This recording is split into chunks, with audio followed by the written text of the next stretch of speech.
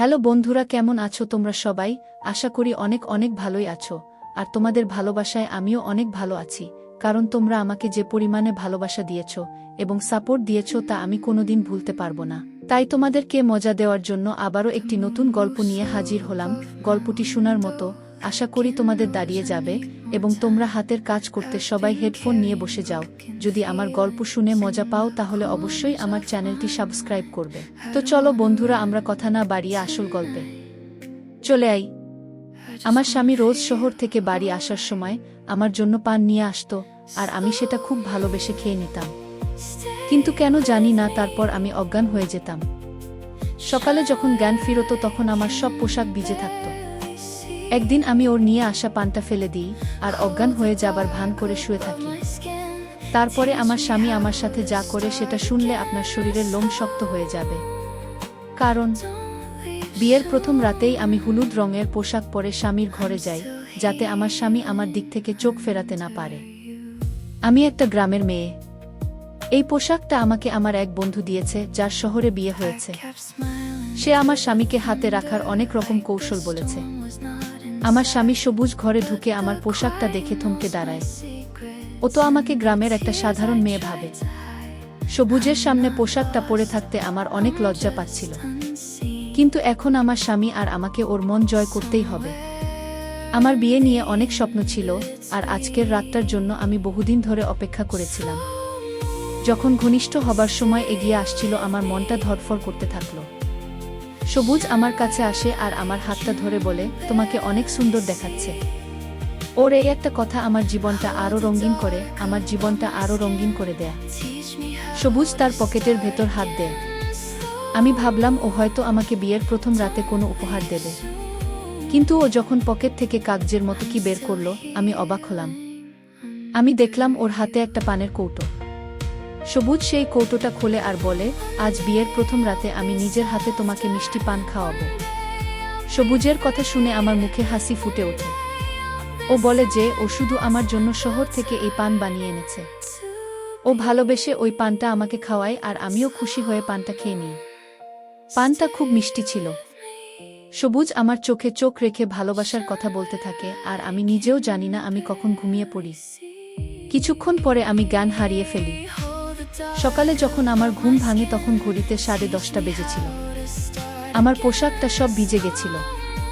আমি ভাবতে থাকলাম, যেই রাতের জন্যই আমি এতদিন ধরে অপেক্ষা করেছিলাম, সেই রাতে আমি কি করে ঘুমিয়ে পড়লাম। তারপর আমার সবুজের কথা মনে পড়ল। কে জানে ও কি মনে করল কিনা। আমার পোশাকটা ভিজল কি করে? সবুজ ঘরে ছিল না। আমি তাড়াতাড়ি করে পোশাকটা পরিবর্তন করে গোসল করে তৈরি হয়ে নিলাম। আমি যখন চুল আঁচড়াচ্ছিলাম তখন সবুজ ঘরে ঢোকে। কিন্তু তার মনটা অনেক খারাপ ছিল। সে কোনো কথা বলল না। আমি যখন ওর সাথে কথা বলার চেষ্টা করি ও অনেক রেগে যায়। এটা আমার কেমন একটা মনে হয়। আমি ঠিক করলাম আমি যেইভাবেই হোক ওর পোশাকগুলো নিয়ে আসব। ও ঘর থেকে চলে যাবার পরে আমার মাসি, যে এখন আমার শাশুড়ি, তিনি আমার ঘরে আসেন।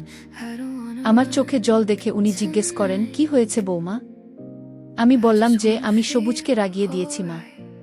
মা বলে, আমি এক্ষুনি ওর সাথে কথা বলছি।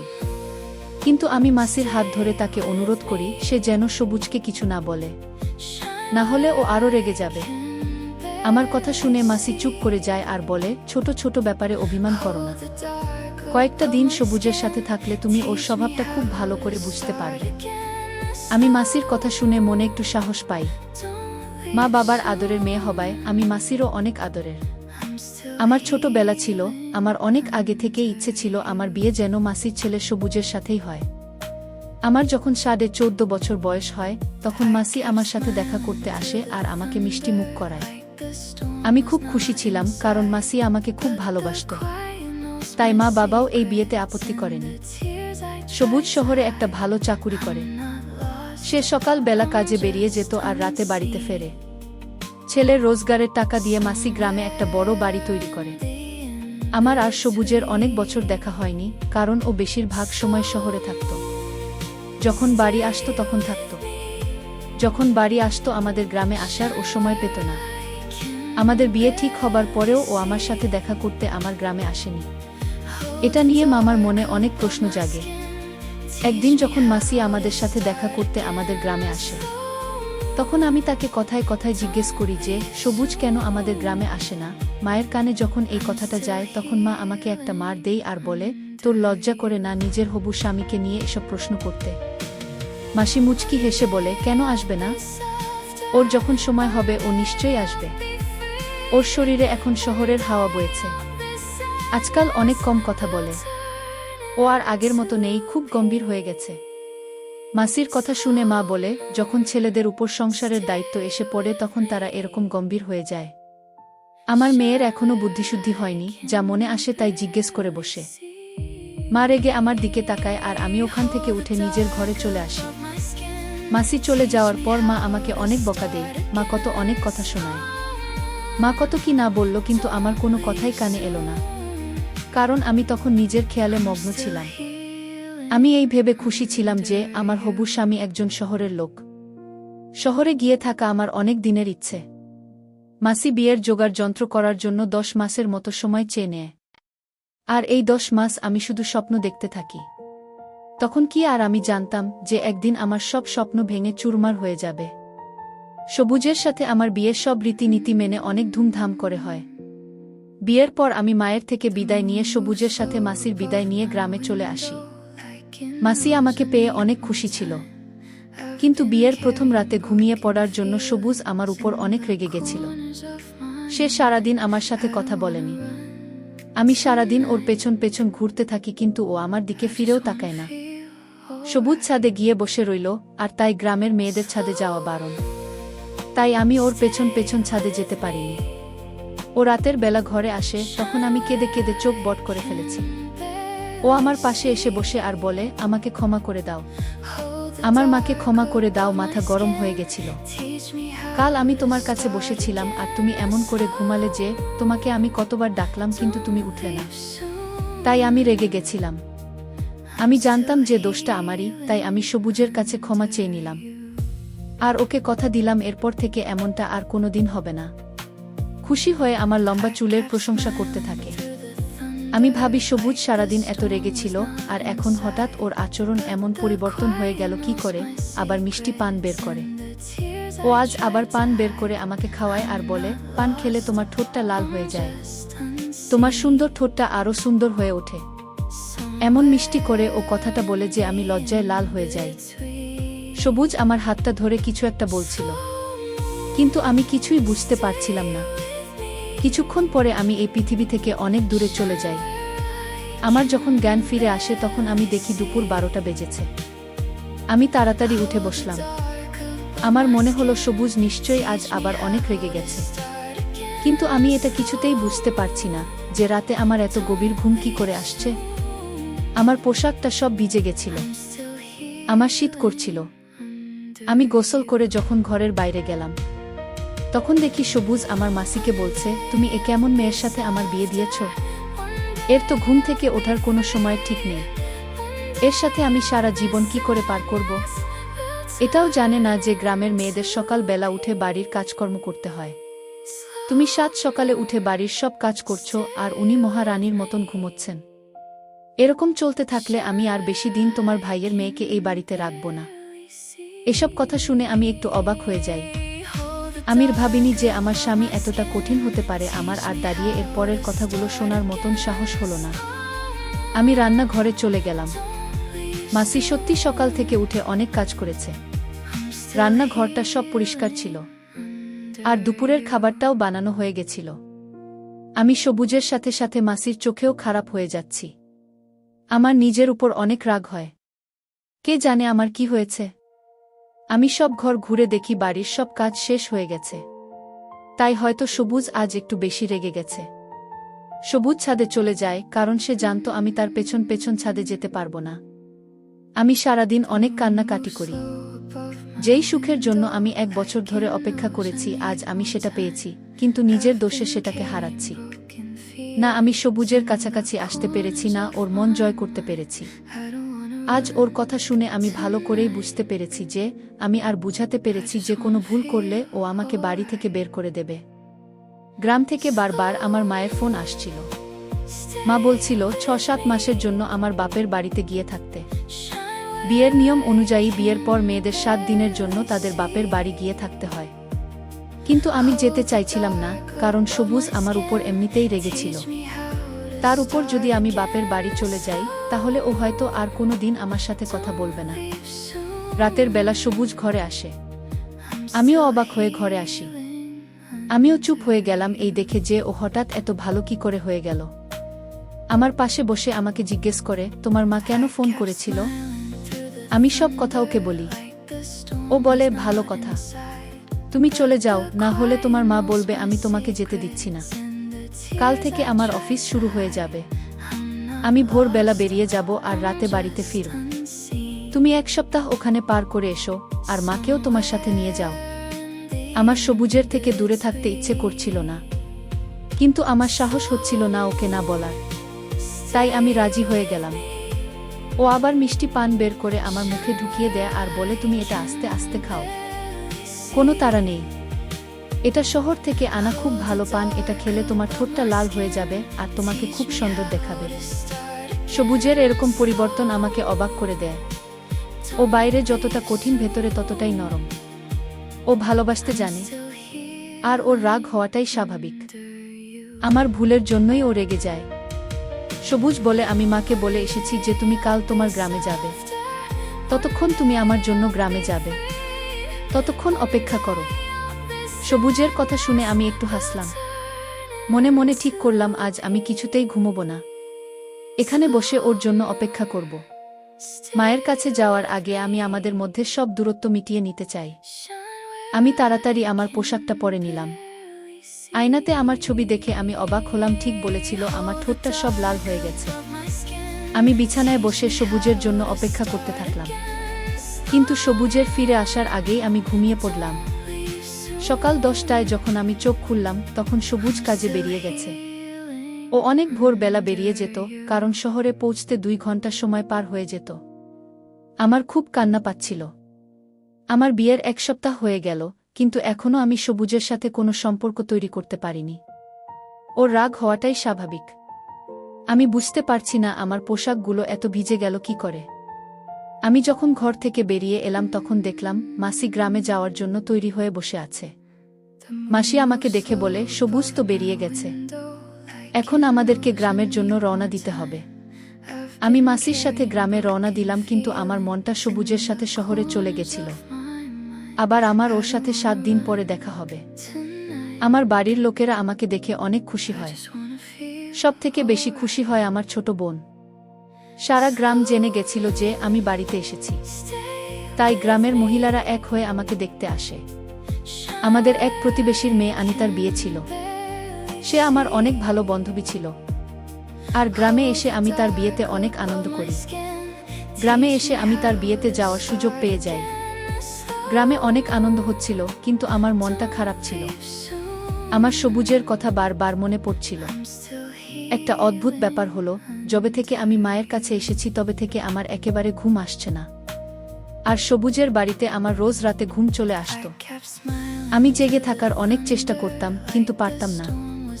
হয়তো আমার সবুজের জন্য মন খারাপ হচ্ছে, তাই আমি এখানে ঘুমোতে পারছি না। হলুদ মেহেদি পরানোর দিন আমাদের পাড়ার মাসির ছেলে ফিরোজ শহর থেকে আসে ছেলে ফিরোজ বোনের বিয়ে দেখতে। সে ছোটবেলা থেকেই এই গ্রামে যাতায়াত করত। সে আমাকে দেখে আমার পিছন পিছন ঘুরতে থাকে। তার চোখ সব সময় আমার উপরে ছিল, আর এটা মনে হয় আমার মাসিও লক্ষ্য করেছিল। আমার অনেক ভয় পাচ্ছিল। এমনিতেই এখন সবুজ আর আমার সম্পর্ক ভালো নয়, তার উপর যদি মাসি এসব দেখে তাহলে আমার আর ওই বাড়িতে জায়গা হবে না। তাই আমি বিয়ে বাড়ি ছেড়ে নিজের বাড়িতে ফিরে আসছিলাম। কিন্তু ফিরোজ আমার পিছু নিয়ে আর রাস্তায় আমাকে থামিয়ে বলে সে আমাকে ভালোবাসে। আমি যদি চাই তাহলে সে আমার বাড়িতে বিয়ের প্রস্তাব পাঠাবে। আমি রেগে গিয়ে তাকে বলি, আমার বিয়ে হয়ে গেছে। এরপর থেকে সে যেন এরকম কথা আর না বলে। আমার কথা শুনে ফিরোজ বলে, শহরে আমার অনেক বড় বাড়ি আছে, গাড়ি আছে, আমি তোমাকে অনেক সুখে রাখব। তুমি তোমার স্বামীকে ছেড়ে দিয়ে আমার সাথে চলো। আমি তোমাকে অনেক দিন ধরে ভালোবাসি। আমি কি আর জানতাম যে তোমার 16 বছর বয়সেই বিয়ে হয়ে যাবে। আমি তাকে বলি সে আজ যা বলেছে আমি শুনেছি, কিন্তু এরপর যেন সে এইরকম কথা মুখে না আনে, কারণ আমি আমার স্বামীকে অনেক ভালোবাসি। আর তার একটা ভুলের জন্য আমার বদনাম হয়ে যেতে পারে। ফিরোজ তখন ফিরে যায়, কিন্তু আমার পক্ষে আনিতার বিয়েতে থাকা মুশকিল হয়ে পড়েছিল। ফিরোজ অনেক জেদ ধরেছিল, লুকিয়ে লুকিয়ে তার ফোনে আমার ছবি তুলছিল। যেমন তেমন ভাবে একটা সপ্তাহ কাটিয়ে আমি মাসির সাথে আমার শ্বশুরবাড়ি ফিরে আসি। সবুজ মনে হয় আজ তাড়াতাড়ি কাজ থেকে ফিরে এসেছে। আমরা দুপুরে বাড়িতে গিয়ে পৌঁছই, তখন সবুজ বাড়িতেই ছিল। সবুজকে দেখে আমি অনেক খুশি হই। আমি নিজের জিনিসপত্র রাখতে নিজের ঘরে যাই, আর সবুজ তার মায়ের সাথে কথা বলতে তার ঘরে যায়। আমিও ভাবলাম কিছুক্ষণ মাসি আর সবুজের সাথে বসে গল্প করে আসি, তারপর বাড়ির কাজকর্ম করব। তাই আমি ঘরে জিনিসপত্র রেখে মাসির ঘরের দিকে যাই। মাসির ঘরের বাইরে থেকে তার কথা শুনে আমার হাত পা ঠান্ডা হয়ে যায়। আমি ভাবতেও পারিনি যে আমার ঘর ভাঙার লোক আর কেউ নয়, আমার নিজের মাসি। মাসি সবুজকে বলছিল, আমি তোকে বলে গেছিলাম আমি ফিরে আসার আগে ছাড়াছাড়ির কাগজপত্র তৈরি করে রাখতে, কিন্তু তোর কোনো খেয়াল নেই।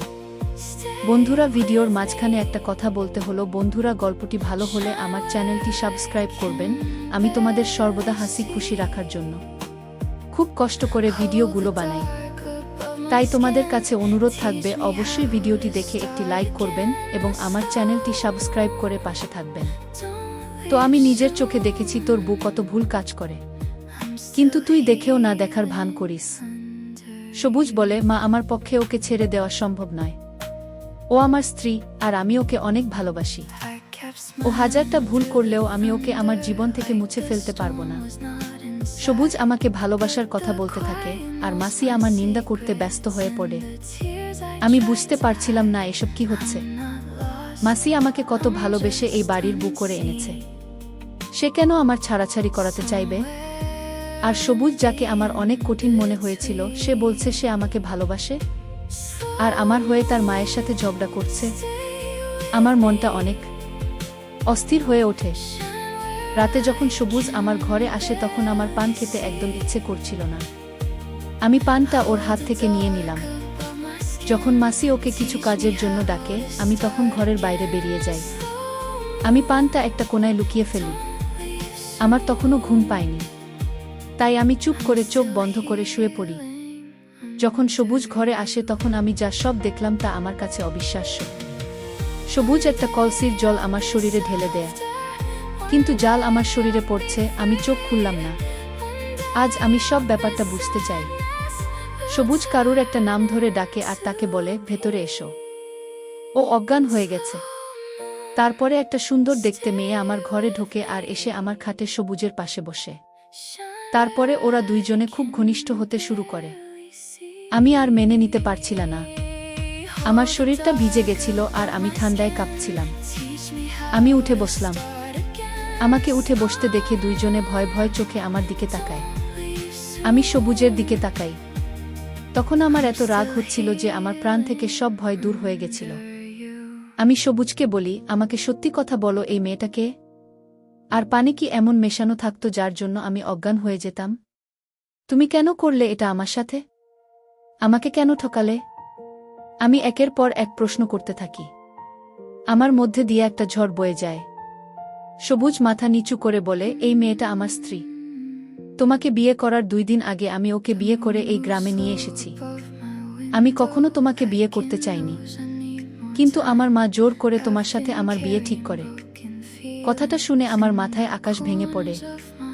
সবুজ বলে, তোমার সাথে বিয়ে আটকাতে আমি 2 দিন আগে শরীফাকে বিয়ে করে আনি, যাতে মা বাধ্য হয় তোমার সাথে আমার বিয়ে ভেঙে দেই। কিন্তু মা আমার কথা শোনে না। মা আমার উপর অনেক বল দেয়া আর বলে শরীফাকে ছেড়ে দিয়ে দিতে। সবুজ শরীফাকে ছাদের ঘরে রেখে দেয়, কারণ সে জানতো গ্রামের মেয়েরা ছাদে যায় না। তাই সে জানতো আমি কখনো ছাদে যাব না। ও ইচ্ছে করে পানি ঘুমের ওষুধ মিশিয়ে দিত যাতে আমি ঘুমিয়ে পড়ি, আর ও আমারই ঘরে শরীফার সাথে সময় কাটাতে পারে। শরীফা শহরে নাটক করত, তাই মায়ের মনে হতো ওর আচরণ, তাই মা বারবার আমাকে বলতো ওকে ছেড়ে দিতে। কিন্তু শরীফা আমার প্রথম আর শেষ ভালোবাসা। মা আমাকে নিজে এই পৃথিবী থেকে চলে যাওয়ার ভয় দেখিয়েছিল, তাই আমি তোমাকে বিয়ে করতে রাজি হয়েছিলাম। তখন আমি বুঝতে পেরেছিলাম যে সবুজ শরীফাকে ছাড়া থাকতে পারবে না। ও আমাকে সব সত্যি কথা বলে দেয়। সব শুনে আমার বলার মতন কিছুই ছিল না। আমি বুঝতে পারি যে সেই দিন দুপুরে মাসি সবুজ আর শরীফার ছাড়াছাড়ির কথা বলছিল, যার আমি অন্য মনে করেছিলাম।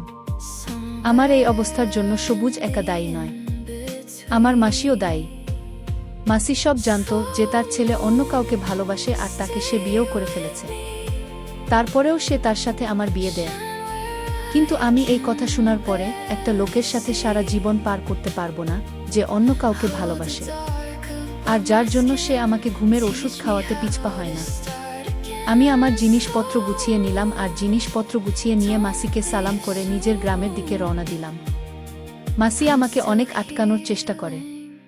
মাসি বলে যে সবুজ শরীফাকে ছেড়ে দেবে আর পুরোপুরিভাবে তোমার হয়ে যাবে সবুজ। কিন্তু আমি এমন একটা মানুষের সাথে থাকতে পারবো না যে আমাকে ভালোবাসা দিতে পারবে না। আমি মা বাবাকে বলে সবুজের থেকে ছাড়াছাড়ি নিয়ে নিলাম। আমার মা বাবা আমাকে অনেক ভালোবাসে, তারা কখনোই চায় না আমি এমন একটা লোকের সাথে সংসার করি। পাড়ার মাসির থেকে ফিরোজ খবর পায় যে আমার বিয়ে ভেঙে গেছে, তাই সে বিয়ের প্রস্তাব নিয়ে তার বাড়ির লোকেদের আমার বাড়িতে পাঠায়।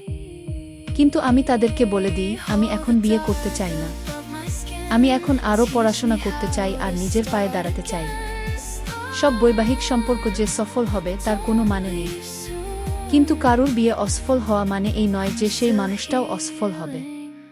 আমার বিয়ে ভেঙে যাওয়ার পর আমি জীবনে সফলতা পাই, পড়াশোনা করে ভালো রেজাল্ট করি আর জেলায় আমার গ্রামের মুখ উজ্জ্বল করি। আমি আমার সব বোনেদের আর মেয়েদের বলছি, তারা যদি বৈবাহিক জীবনে সফলতা অর্জন করতে না পারি তাহলে সেটা ভুলে গিয়ে তাদের অন্য রাস্তা বেছে নেওয়া উচিত। এমন একটা রাস্তা বেছে নেওয়া উচিত যেখানে তারা সফলতা পাবে। তো বন্ধুরা, আজকে এই পর্যন্তই। ভিডিওটি দেখার জন্য অনেক অনেক ধন্যবাদ। যদি আমাদের গল্পটা আপনাদের ভালো মনে হয়ে থাকে তাহলে আমাদের চ্যানেলটি সাবস্ক্রাইব করবে। ধন্যবাদ।